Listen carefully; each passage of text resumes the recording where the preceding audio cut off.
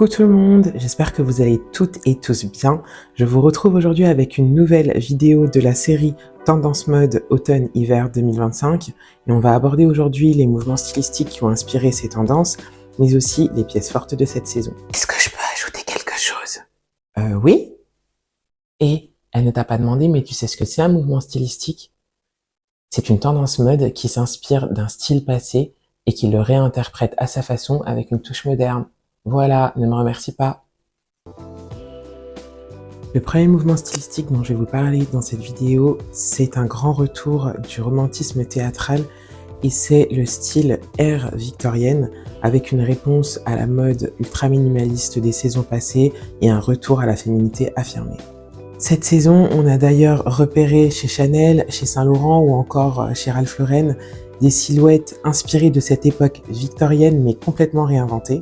Chez Chanel, on a pu découvrir de nombreuses chemises blanches avec des cols travaillés tels que des cols lavalières ou encore avec un nœud volumineux ou un col orné de volants qui évoque les blouses raffinées portées par les femmes du 19e siècle.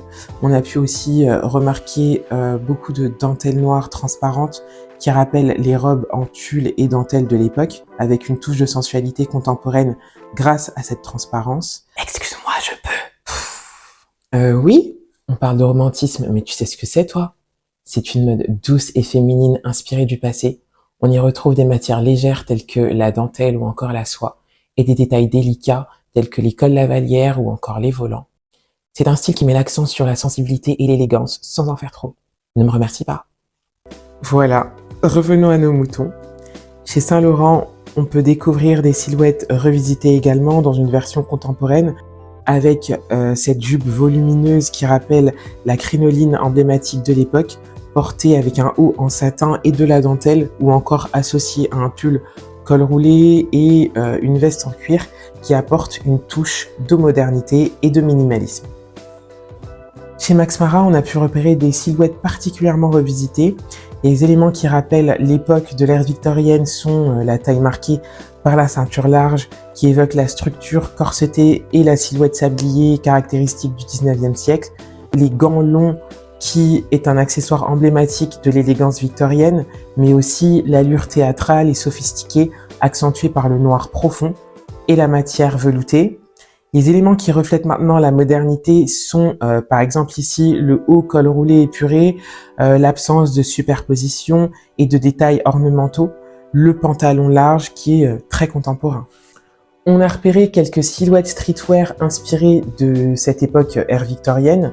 On y retrouve beaucoup de corsets modernisés, des manches bouffantes, des cols hauts, donc comme on a pu voir tout à l'heure, des cols lavalières ou encore des cols bouffants, avec aussi la mise en avant de dentelles, de soie et beaucoup de détails romantiques.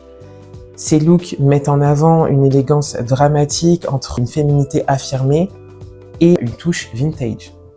Je vais vous donner une astuce pour adopter cette tendance sans tomber dans le déguisement. La clé, c'est le contraste.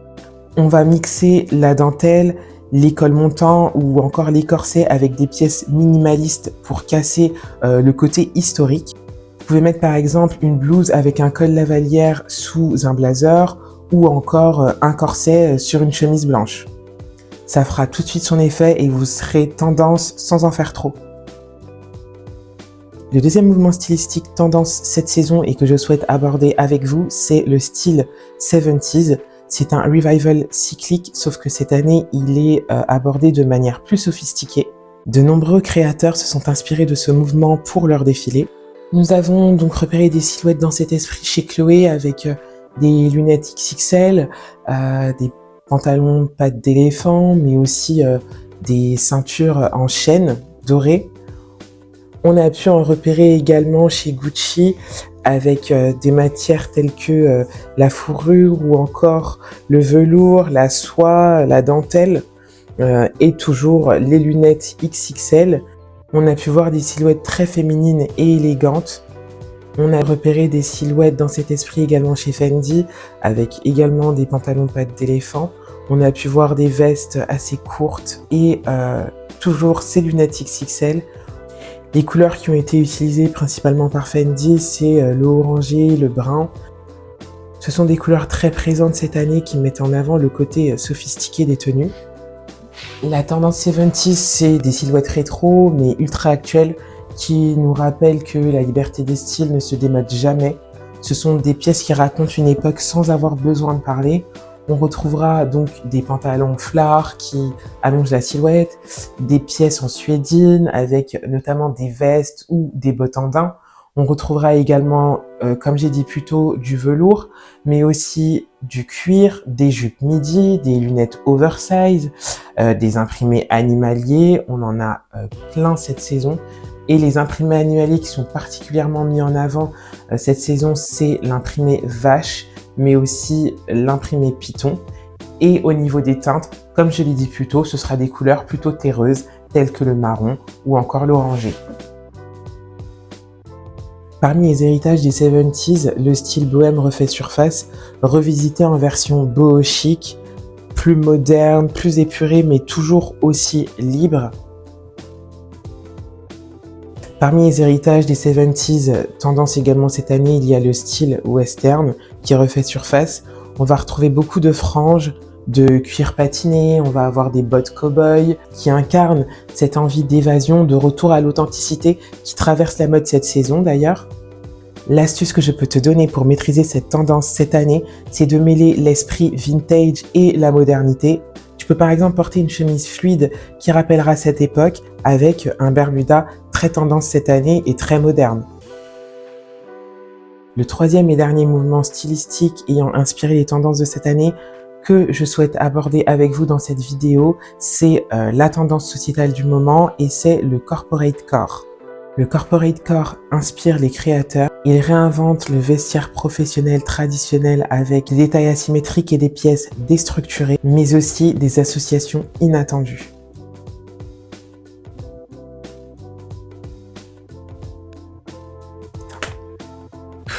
On a pu découvrir de nombreuses silhouettes inspirées de cette tendance chez Givenchy, chez Fendi ou encore chez Ralph Lauren.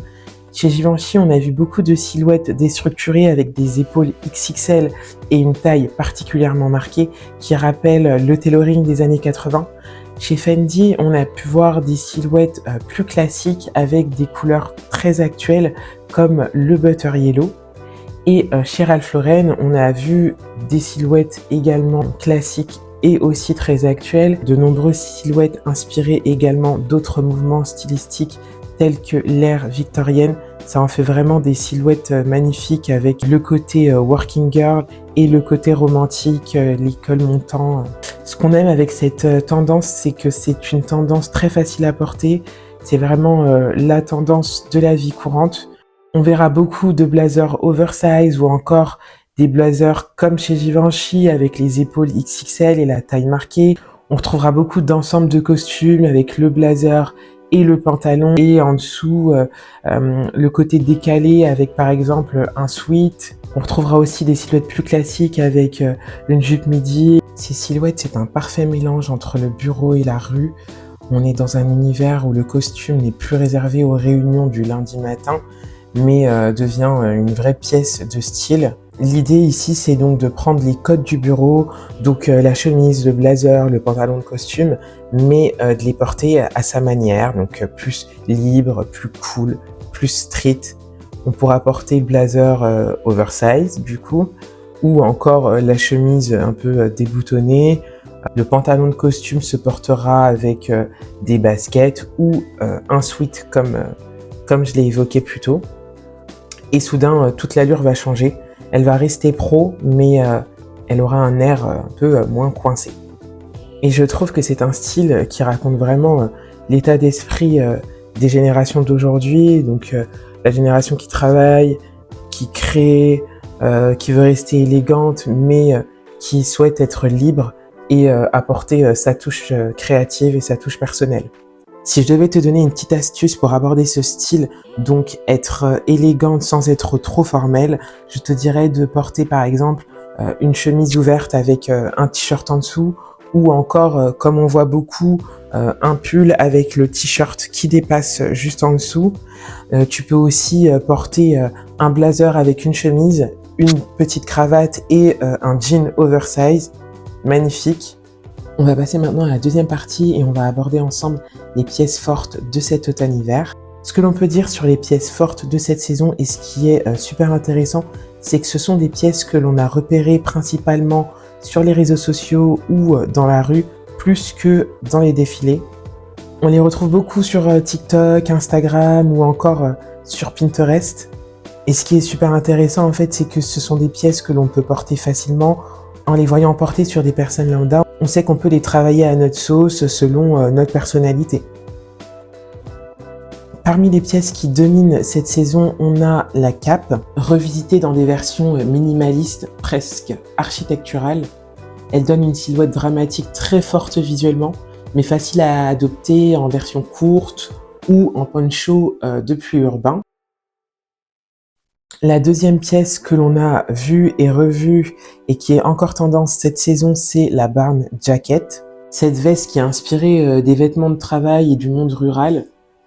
Elle s'impose partout, hein, un peu rétro, un peu brute, parfaite sur un jean droit ou un pantalon large. C'est typiquement le genre de pièce qu'on a vu dans des fit checks sur les réseaux sociaux avant de la revoir sur les mannequins. Même chose pour la veste technique que l'on a vu s'imposer dans la rue avant de s'imposer sur les podiums. C'est le vêtement pratique par excellence, avec les poches, le zip, la matière imperméable.